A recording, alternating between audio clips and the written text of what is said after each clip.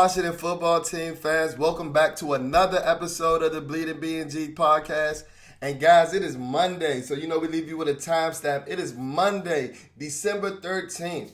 And I had to wait a day, to be honest. I had to wait a day to reserve some of my emotions because the Washington football team laid an egg against the Dallas Cowboys and they lost the game 27-20 in a game where the final score isn't indicative of how bad of a blowout this game was. You guys may look at this final score and think, oh, it was a one-possession game and Washington had the ball with the potential to tie it.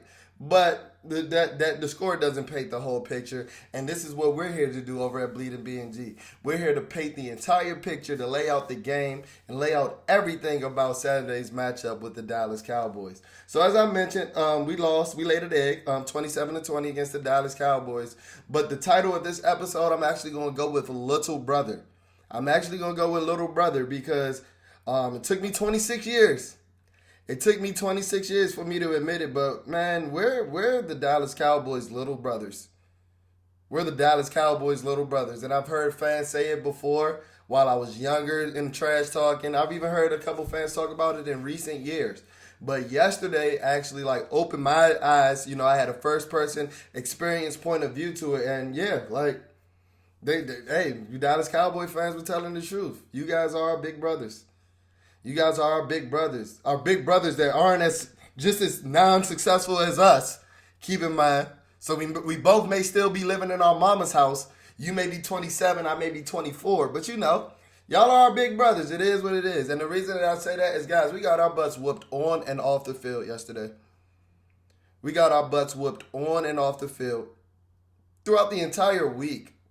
But I'll touch on that because, over at BnG, we're all about the game analysis first. But I'll talk about all of the off-field aspects, the environment at FedEx Field, and things like that. So if you're watching this on YouTube, be sure to comment, like, and subscribe. I want to get all these subscribers in. We're making our way to 1,000. We just passed over the 100 subscriber mark on YouTube, and I greatly appreciate all you guys for that. Even if you haven't subscribed, if you're just listening on a one-off, I appreciate you guys for supporting the BnG podcast, and thank you guys for tuning into another episode. So let's get into this game. So as I do with every game, I'm going to start with the offense, but guess what? This is going to be pretty fast because when the offense puts up 29 yards at halftime, there isn't really much to talk about. So I'm going to start with the quarterback play. Taylor Heinicke played like garbage. And this is the reason why throughout the season, throughout this four-game winning streak, I've told you guys I never thought that Taylor was the guy. While I was warming up to him and things like that and seeing a lot of positives that he's exhibited throughout this four-game win streak, a lot of his limitation and a lot of his faults came and reared his head in yesterday's game. So let me go ahead and read this stat line first. He was 11-25 for 122 yards. Let me read that again. He was 11-25 for 122 yards in an NFL game with one touchdown and one interception. He saw a ghost in the pocket all day. And I'll touch bases on this a little bit more when I get into the offensive line, who had arguably their worst performance of the season. But Taylor was just out there frantic. He showed a lot of the frantic play that we saw earlier in the season in the Green Bay game, diving short of the 1 yard line, in the Buffalo game and things like that. And it got to the point where when we fell behind 18-0, you knew we weren't winning that game because Taylor isn't the guy that can throw you back in the game. I've told you guys this in episodes before. While I do think that you can win with Taylor, Taylor is not a guy that you're going to win because of him. You have to have a good supporting cast, and they have to be playing on their A game. And he can give you just, sufficient enough quarterback play in the moment for you to win that football game. But never should you think that Taylor Heinicke is your answer at quarterback for the long term. At all. This is a guy who's throwing into triple coverage. Yeah, I know the stat line read as one interception. He could have very well had 3, 4, or 5. And I told you guys last week, I really believe he must have some good juju on his side. I couldn't really tell based off the way he was playing yesterday. But as far as interceptions go, Taylor Heinicke, you must be praying to the interception god. You must have an interception voodoo in your backpack. Because I've never seen as many defenders drop as many interceptions as they do for Taylor Heinicke. We were talking about the crucial drop that Trayvon Morig, the safety for the Raiders, had last week that could have ended the game. Well, the Dallas Cowboys had about 4 or 5 of those yesterday. So if you're over here playing to the interception Jesus, interception voodoo dolls, I don't know what's going on. But hey, I guess that's a positive. You still resorted into one interception, but like the play was horrible. There were throws that were there all game, specifically deep ball throws that Taylor just didn't look at because he knows he can't get the ball there. This is a man who knows. I'm glad that he's self-aware of his wet noodle Chad Pennington type arm, but like we have to do something. There's no reason why Kyle Allen checks in the fourth quarter, and by no means am I saying Kyle Allen is the answer, but he gives you the best ball of the day. The best ball of the day on a play or on a route that was there the entire game. That 9 route was there the entire game. The Dallas Cowboys were playing a lot of cover 2 with the cornerbacks playing extremely shallow, playing extremely hard in the flats, playing everything in front of them, biting down on everything underneath. And those fly routes or those 9 routes or those routes in between the corner and the safety in cover 2, those were open all game. One Taylor hit on a good ball to Cam Sims, on a ball when he looked like he threw all his might into it. But granted, it was a touchdown. He let Cam make a play on the ball. But there were about 4 or 5 other balls where he just didn't throw them. And then granted, he throws one late to Terry McLaurin where he's waving him. Go, go, go. He's waving him. My guy. If you're going to wave your receiver, go deep. If you're going to wave him back and tell him to go deep, you got to make sure that you're getting the ball to him. You have to make sure that you're getting the ball to him. We can't be throwing up. We can't be, go deep, and then throwing a ball that I could have made. Then throwing a ball that's 10 yards short of your intended target. If that didn't show you right then and there that Taylor has a wet noodle arm, then I don't know what play will. I know we have a few of those Heineke believers that just doesn't see anything he does wrong. But yesterday was probably his worst game of the season. Granted, he didn't have a clean pocket at all times. But when he did, this is a guy who, like I told you earlier in the season, he's too short to see these intermediate routes. I don't know how he was hitting them during this 4-game win streak.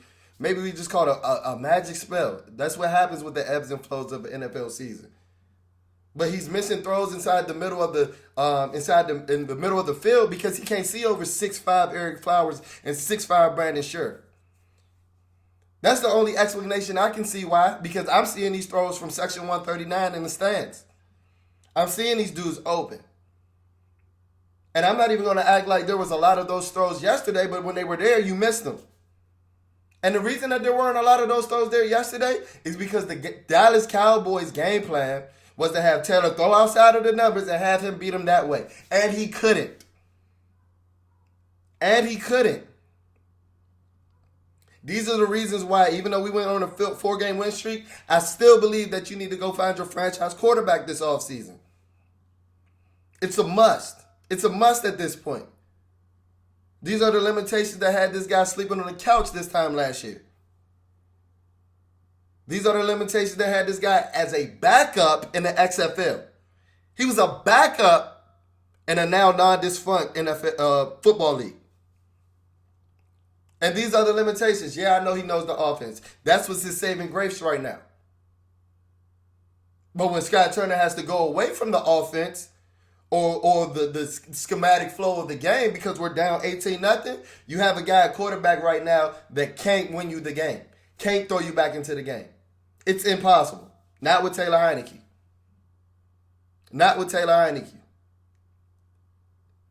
Speaking of the deep ball that he threw to Terry McLaurin, he was just making bad decisions yesterday. As I mentioned, the deep ball that he threw to Terry McLaurin, you throw a hospital ball to your number 1 wide receiver who is now in concussion protocol with your almost $11 million free agent acquisition wide receiver in Curtis Samuel is in the flats wide open, screaming for the ball because he know he didn't do much else throughout the game.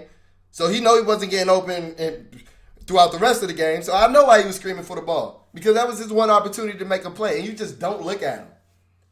And now that wasn't a throw in the middle of the field. That was outside. You're rolling right, and he looks like he's in your line of vision.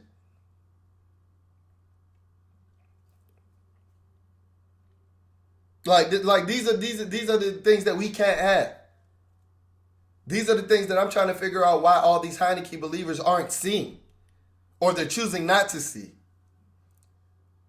Because at this point, the limitations are clear and evident. And then this is my thing. One of Taylor's biggest pros is that he's a plus athlete at the quarterback position. I believe that Taylor Heineke is a top 7 to 10 athlete at the quarterback position in the NFL. So why aren't we using our legs? Why aren't we using our legs? Why? And granted, I know that, it's coming out now today that you're having an elbow injury and a knee injury throughout the game. Then you should have came out. Because if I can remember, Coach Rivera told me and the rest of the fan base last season that Kyle Allen could have did the same thing that Alex Smith did last season.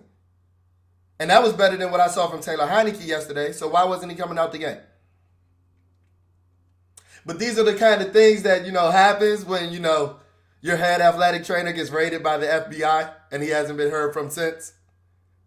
Because we have no adults in the room making decisions on injuries.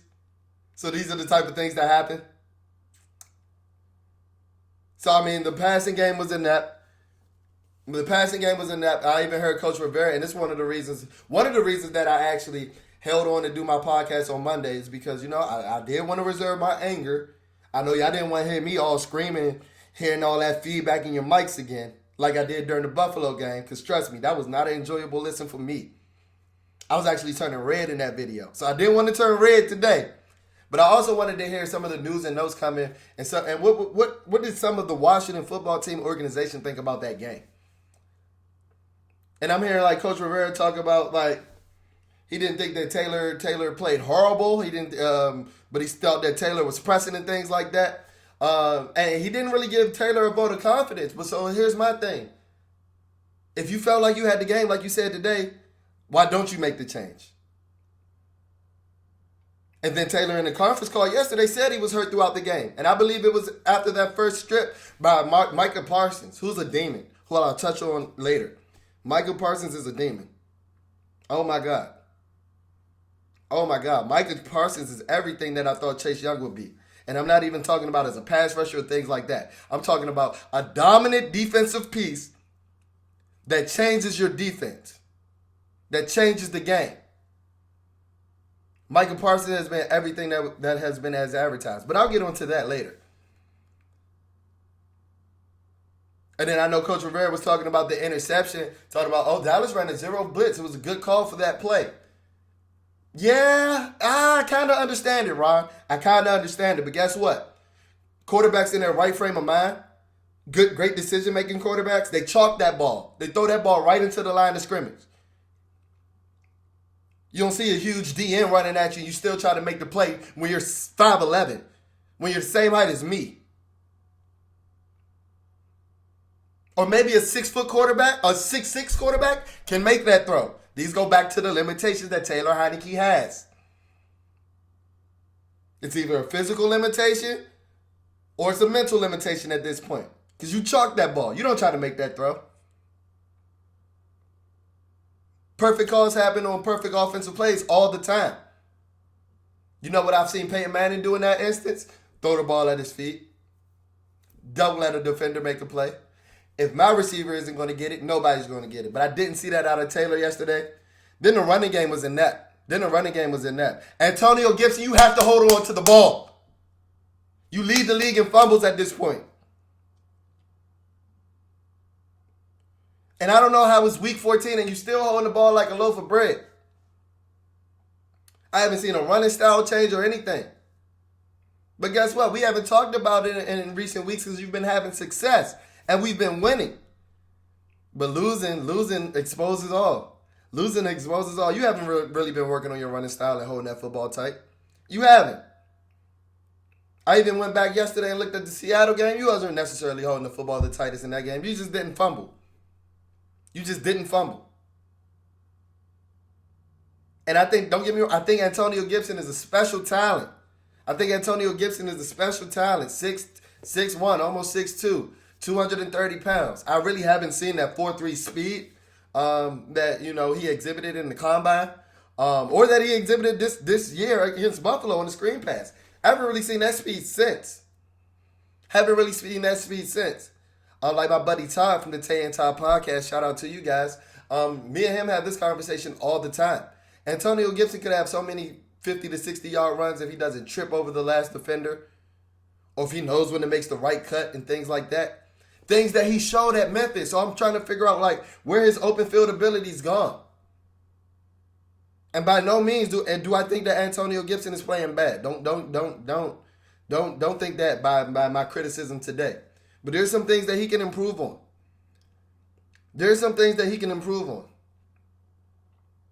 Yesterday, he had 10 rushes for 36 yards with a 3.6 yard per carry. If we can't run the ball on Dallas, then that's concerning. And then here's the biggest number that stuck out in my mind throughout all the stats in the game. He only had 10 rushes. That's because we let the game get away from us. And we lost our identity. No way that we can feed Antonio Gibson like we've been doing these 30-plus carries or 30-plus touches a game when you're down 18-0.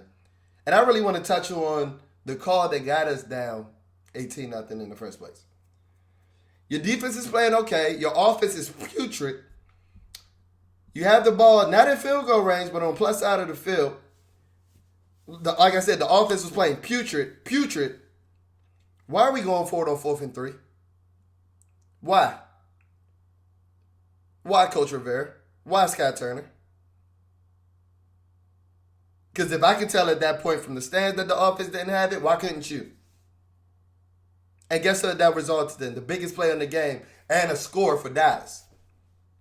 So now, not only do you not score or cut into their deficit, but they extend the deficit. And now you got a quarterback that can't throw you out that deficit. And now we got to get away from our identity of smash mouth, ground and pound football because we're down 18 points in the first quarter. Yesterday was so embarrassing, man.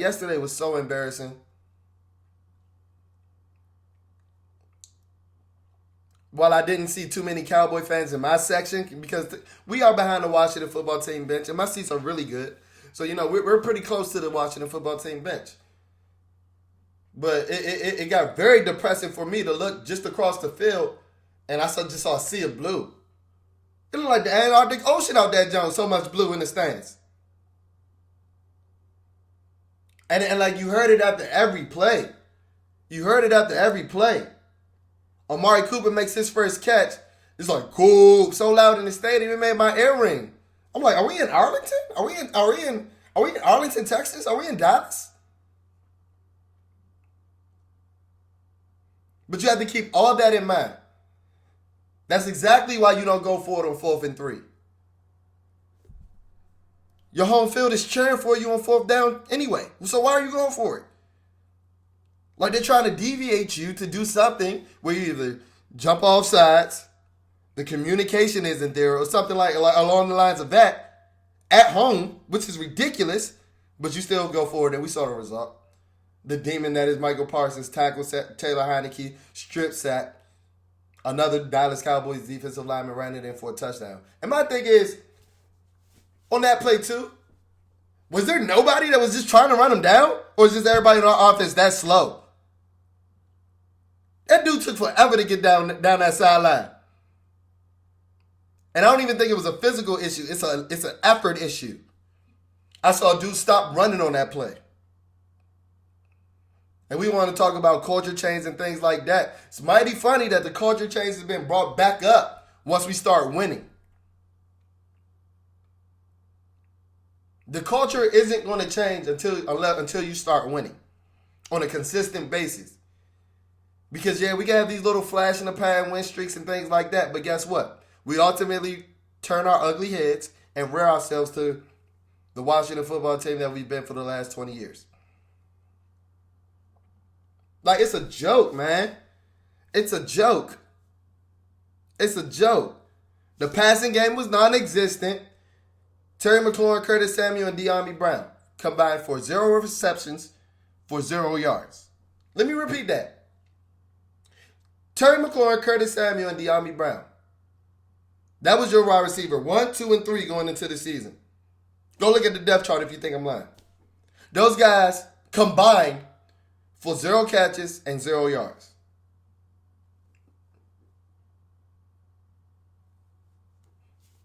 I'm over here hyping up, oh, Trayvon Diggs is trash. Terry McLaurin's going to wash him. Yeah, I wish Taylor Heineke could give him a chance to let him wash him. Granted, I don't think that Terry has gotten the separation throughout these last couple of games that he had got earlier in the season. I don't know if he's injured. I don't know if he's just not running as fast. I don't know if he has tired legs. But I don't see the separation that I saw from Terry McLaurin. But he had Trayvon Diggs beat on a couple passes. He did. He had Trayvon beat deep on a couple of deep balls where that stat line while it might not have been great, it might have been more like, instead of 0 receptions for 0 yards, maybe 2 receptions for 37 yards or something like that. Which I'll take more than 0 for 0 out of our top 3 receivers. I tell you, week in and week out, De'Ami Brown just be out that jump running around. I've told you this since week 4. Now everybody in the Washington football team community wants to talk about it and harp on it because he tripped over himself yesterday. You know who that didn't surprise? Me. I told you, we're first over here on everything over at BnG. Might as well call me Stunner Diamonds. Like, do I have a crystal ball? I told y'all this guy was ass a long time ago. He has the career path, from what I see, he has the career path of a Devin Thomas. He has the career path of a Devin Thomas. This is a man who has 86 more yards than me, and he's played 13 games. 13 games, excuse me. All right. Speaking of De'Ami Brown, who in their right mind thought that it was okay to give him all these snaps over Cam Sims throughout the entire season? Your leading receiver yesterday, Cam Sims, 3 receptions for 69 yards and a body bag where he body bagged Trayvon Diggs. You know the guy that I said Terry McLaurin was going to torch? Well, that didn't happen, but Cam Sims, made up for me because I was out there looking like a dumbass at halftime. I'm out there yelling at Dallas fans because Lord knows we was outnumbered 10-1. Lord knows it. But I had 2 trash talking points where I was just yelling it, and it would stop all trash talk yesterday. I can't even use it anymore. So I'm glad I used it as much as I did before the game yesterday. Before we got our asses whooped. But any Washington football team fans, all you have to do, if you're getting into it with a Dallas Cowboy fan and they're talking rah, rah, rah, rah, rah, even though they haven't won a Super Bowl since the 90 cents, all you have to do is tell them the first one is that Dez didn't catch it. They'll shut right up. They'll shut right up. I had one dude get so mad at me yesterday. He's like, oh, dude, F off. Well, he didn't catch it, bro. And 2, you tell him that Terry McLaurin is better than CeeDee Lamb. You might want to save that for a week because I wouldn't say it after Terry gives you a 0 for 0 performance. But maybe going into the next game in 2 weeks, just tell a Dallas Cowboy fan that Terry McLaurin is better than CeeDee Lamb. Oh, they'll shut right up on the spot. But trust me, I saw it work numerous times yesterday. You can ask my boy Rio. Shout out to Ramblin' with Rio. I love the work that he's doing on his YouTube channel. But yeah, the passing game was non-existent. But going back to the coaches, I need answers. That wasn't rhetorical. Who thought it was okay to give De'Ami Brown all these snaps over Cam Sims? And this isn't Cam Sims' first year doing this. This is a guy that had 8 receptions over 100 yards in a playoff game. This is a guy who was your best offensive player in one of your biggest wins last season against the Pittsburgh Steelers. So what, did we just forget that Cam knew how to play football? I'm really confused. And guess what? He gets inserted again yesterday, plays almost 60% of the snaps. A lot of that had to do because with Terry McLaurin missing almost a whole second half, and he makes more plays than De'Ami Brown has made all season. It's not a coincidence. This sounds like the early Snyder years where we were just giving guys jobs based off their draft status and how much money they were getting paid. That's not how you win football games. But we want to talk about a culture.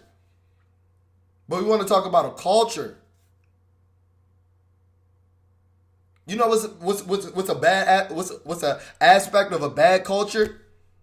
Forcing square pegs into round holes, right? If Curtis Samuel isn't the Curtis Samuel that we bought him in to be, I don't care if he's 80%. Don't play him. I was told by Adam Schefter before the game we were going to get an increase in Curtis Samuel snap shares. The dude played 14 snaps yesterday. I want you to do me a favor. Whatever fantasy football app you use, go to that app, click on Curtis Samuel's name for this week, and let me know what pops up. I'll show you mine. I think I might use it as the thumbnail on this YouTube video. It may be my podcast artwork. I said last week that Curtis Samuel clearly isn't himself. This is a man with a running back background, and he's a hard runner despite his small frame. If you saw Curtis Samuel at Ohio State, if you saw him at Carolina, you could tell that he played running back. He was a running back learning the receiver position, and it showed. He has the running instincts, the running ability, like top tier. I saw everything that I needed to see last week when he was brought down by a forearm. He simply doesn't have his legs under him.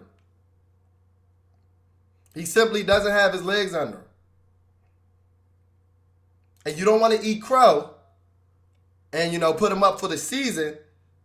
So you'll rather just keep exhibiting the guy that's a shell of the guy that we bought in during free agency.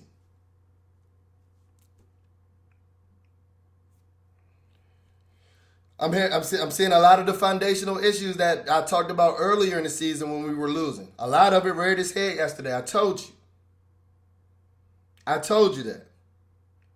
The offensive line got outworked. They played their worst game of the season. They got outworked. They got worked. They got whatever you wanted to call it. And it's to be expected. This is a team that was on their fourth center. Or their third center. Just this week, because Tyler Lockett did return. But this is a team that has gone through four centers. Go check my Twitter page early in the game, at BnG. Before the game, I told you, this man, Eric Flowers, was limping so bad in warm-up, I don't even know how he was cleared to play.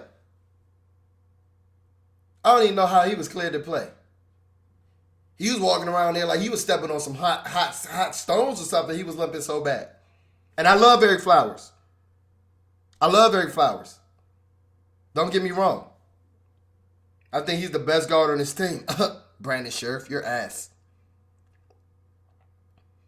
But there was no way that Eric Flowers was there 100% yesterday. I don't even believe he was there like 75%. Not the way that I saw him limping in pregame. And then he was giving up a couple of pressures, but he wasn't the only one. The floodgates was open yesterday. Which confused me though. Because Dallas does not have a big defensive line at all. They have three dynamic pass rushers, two from the defensive line position, and DeMarcus Lawrence and Randy Gregory. But they're a team that they can be run on. But they owned the line of scrimmage against us. They treated us like their little brother. That's why the title of this episode is called Little Brother. Because yesterday was embarrassing.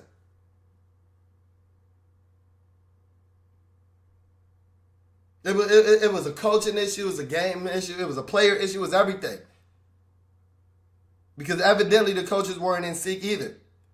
Because I don't see how, if we're a smash mouth football team, and you know Dallas has the number one offense, they had it going into the game, they have a big play offense, I don't see how we even allow ourselves to get down 18-0. Because guess what? Now we got to drop back with a hampered offensive line. Damn near every play. And Taylor was getting his ass bombarded. Any word you want to call it. I wanted to throw the towel in from the 11th row yesterday. I wanted to do it myself. I don't know if you guys saw this weekend in the Lomachenko fight. He looked at the opposing boxer's corner like, you wanted to stop the fight? That's how I felt like Dak Prescott was looking at me yesterday like, bro, do something. Don't stop the fight. It's 24-0. Stop the fight. Dak Prescott, who played one of his worst games of his career, and we're still down 24-0.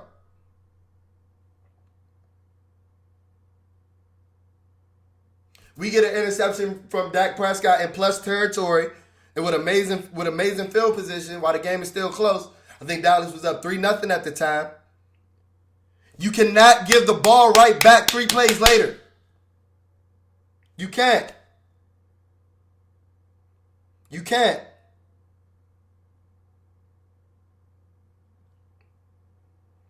And I mentioned this earlier in the pod, Coach Robert. They had a tremendous call. That was just a tremendous call for what we were doing. You know why it was a tremendous call for what you were doing?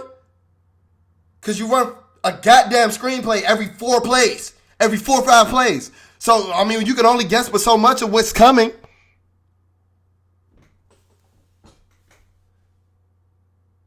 That's why Dallas was prepared for it.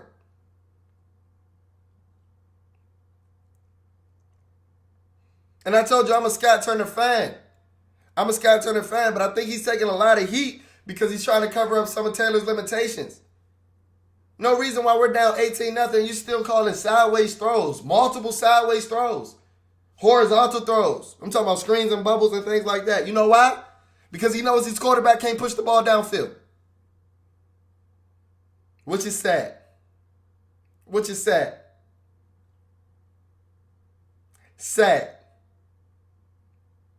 So I think that's enough for the offense. I don't even know how I spent 30 minutes on a team that gave you 29 yards in the first half.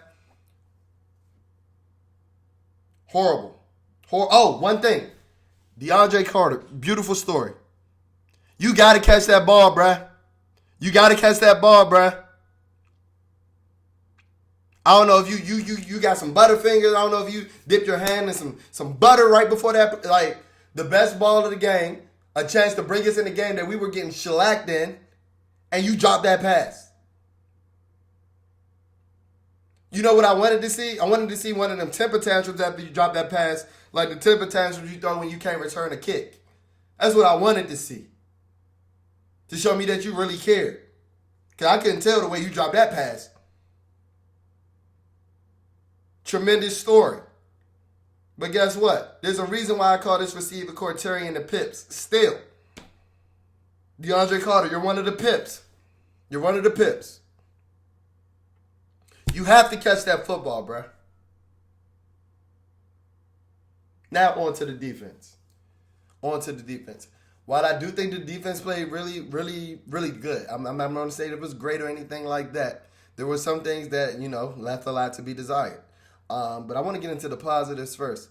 Landon Collins, ever since you've been in the box, Landon Collins has been an impact player since he was inserted in the box.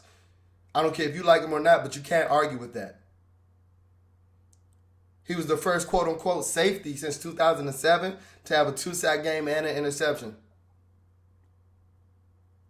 I love his range in the box. I love it. And I think his instincts help with that. Your instincts don't help as much in the back end when you got to cover 60 and 70 yards and you slow as molasses. But when you only got to cover a few yards, cover a few distance, a short distance, and you know where the play is going, you can become an impact player like Landon Collins has been over the course of the last month. So shout out to you. The linebacker play. Cole Holcomb had a decent game. Cole Holcomb is really strong. I think that Cole Holcomb might be one of our top 5 best defenders, especially this season. But Jamin Davis just out there diving at dudes' legs again, dropping interceptions. I know it's a happy Monday, but we're going to turn this into Misery Monday really quickly. If you want to ruin your week, go back and watch that game film and go look at Micah Parsons play and go look at Jamin Davis play and just remind yourself that both of those are first round linebacker talents. 9 picks apart. All right. It's leaps and shows. One is in the running for defensive player of the year, and one can't even get on the field for third downs on his team. That's given up one of the worst third down percentages in NFL history. Like, who's making the decisions here? Oh, whoa. Well, I heard all off season and all this season. Oh, we weren't going to give up that. We weren't going to give up that to trade up for a quarterback. How much would you give up to trade for the presumed defensive player of the year? No, I didn't say defensive rookie of the year. The presumed defensive player of the year, which Michael Parsons is. He's in the running with like T.J. Watt and Myles Garrett. This organization does not attack success, and they're complacent, and I hate it. I hate it.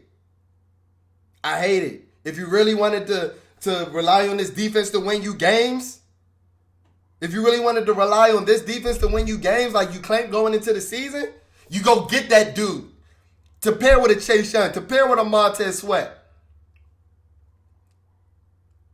If you go with the philosophy that I heard going into the season, oh, these defenses, they won't get scored on. Oh, this defense may be one of the best defenses since the 2000 rate. My ass.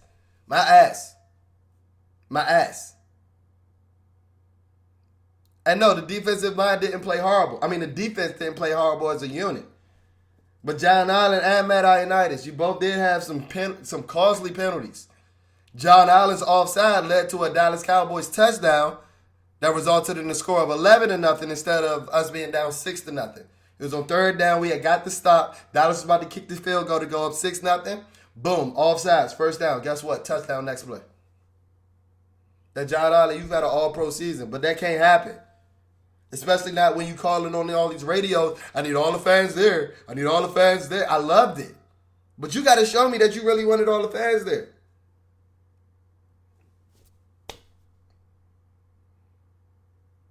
All right. The secondary played one of its better games of the season. I'll admit it. But I still think that we're playing too soft on occasions.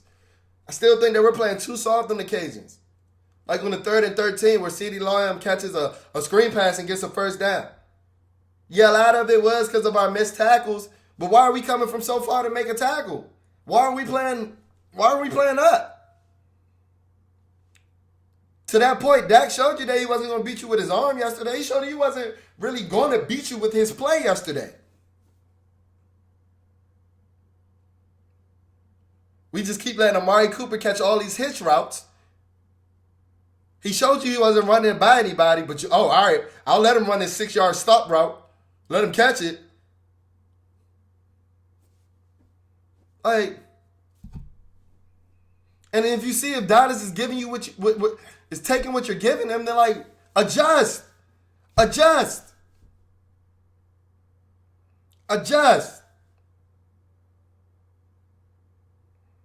think that Cam Curl plays solid as Cam Curl always does.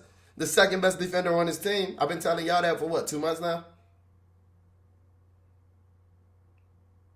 But there's a lot of things that we need to work on. That game left a sour taste in my mouth because guess what? I'm not used to being little brother. I'm the oldest of 6. I felt what it felt like to be little brother yesterday. I felt it. And it started from the jump. I'm in the red zone lot, and I see this epic tailgate. I'm talking about caters. I'm talking about big mobile stoves, big mobile grills, like crazy. I'm like, dang, Washington always showing out. They always showing out for Dallas Week. I drive a little bit closer. It's 200 Dallas fans. 200 Dallas fans. And shout out to you guys for the hospitality. You fed me well and all that. That's why I don't really have too much smoke for y'all today. Hey, the better team won. But yesterday opened up my eyes to a lot. We letting these dudes bring in their own benches to our field. We letting these dudes bring in our own benches to our field. Do you think Joe Gibbs would have let that shit happen? Do you think George Allen would have let that shit happen? You out here letting teams guarantee wins, then they bringing their own benches to your stadium, then they whipping your ass 24-0. That's like a man coming, sleeping with your wife, putting your slippers on, and then tucking your kids in the bed goodnight. Like, what's going on? Let me simmer down, because this is the reason why I took a day. But y'all would have got 40 minutes of that yesterday if I potted yesterday. We are little brother. We're in our hometown stadium, our home stadium, and we're getting outnumbered 70-30. Just because our owner, hey, I don't care who's in the stadium as long as it's filled.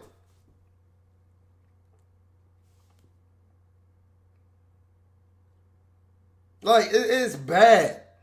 It's bad. I'm hearing a lot of, well, we still control our own destiny. Okay, yeah, okay. Yeah, okay. Check in with me after Sunday. Check in with me after Sunday. Because guess what? Jonathan Allen was put into the COVID protocol today. Terry McLaurin is in concussion protocol today. And speaking of COVID protocol, Montez Sweat, you got to see me, bro. You got to see me. Mister, I'll get the COVID shot when I catch COVID. Face ass, boy. What?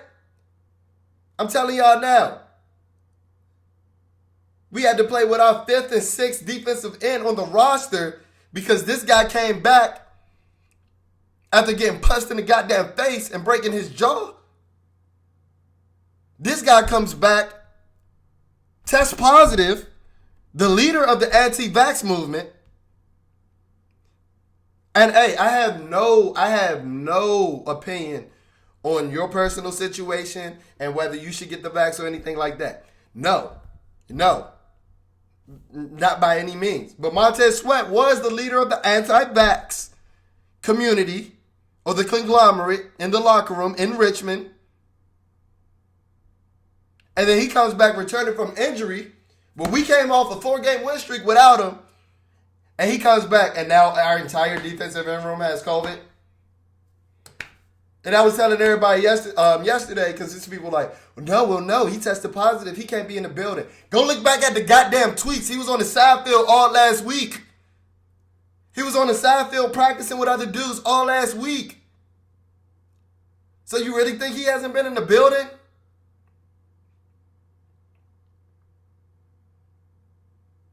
They're like, no, well, vaccinated players. I understand all that. It's more than a coincidence that Montez Sweat, the leader of the anti-vax movement, returns, and then the players that have been balling in his place, Casey Tuell and James Smith-Williams, all guys that are in the same room, get diagnosed with COVID when he returns.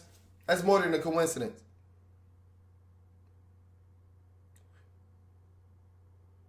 As I quoted before I got into this topic, in August, Montez Sweat said, I'll treat COVID once I catch COVID.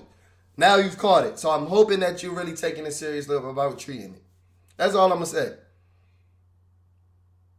I hope you're taking it serious now about treating it because that whole situation is a joke. Now we don't know if Jonathan Allen is going to play in our biggest game of the season. Yeah, we were hyping up Dallas week and things like that, but Philly is right on our tails. Stop thinking about the division. That's done. Dallas has a division. That's big brother. That's big bro. Right now, we're fighting if we're the middle child or the baby with Philly.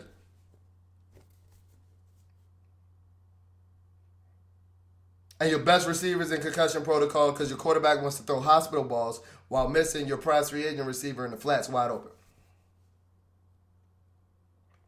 Your best defensive player now has COVID, playing alongside some of the players that also caught COVID in a room with a guy named Montez Sweat, who, he'll treat COVID when he catches COVID. I'm going to just leave that there. Like, I don't know.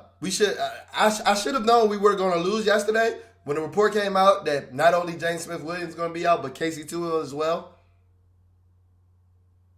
And we're lining up with our third string DNs. Because that dude, Rotimi, whoever that is, the dude that jumped on a Dak Prescott fake and just let him run like six, he's straight butt. He's straight garbage. He's garbage. I see why you don't get on the NFL field. But like I said, Dallas, they just showed that they're the better franchise at this point. They bring their fans out. Their stadium isn't a dump. And y'all probably saw, since our last episode, I went viral on Twitter challenging the fans to come out. Challenging the fans to support this decent product. Now, the Washington football team makes me look like a dumbass once again. Once again. And you can be optimistic. Oh, it was a one-score game. Yesterday's game was a microcosm of the season. Was a microcosm of the last 20 years as a Washington football team fan. They'll do just enough to pull you back in, just to break your heart, just all over again. All over again. I'm over there thinking, oh, we really got this stop. I didn't think we were gonna come back after the Cole Holcomb interception like some of you did. But when we got that 3-and-out, I'm like, all right, we back in this thing. We back in this thing. I'm hyped. Guess what?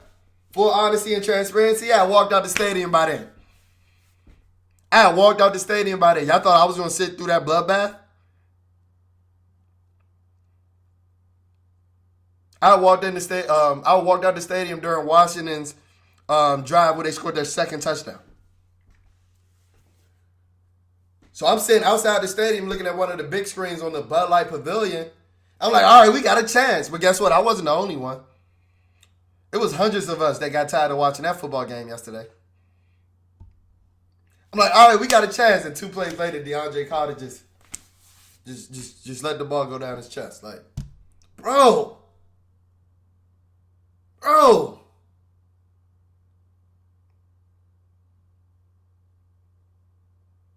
Like, it's just a microcosm of what the Washington football team epitomizes. Mediocrity, complacency, not attacking success. And as I just said, they do just enough to pull you back in just so they can break your heart again.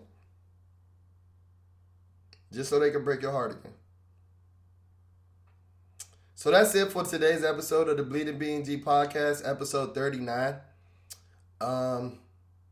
Shout out to you guys for listening. Shout out to you guys for supporting.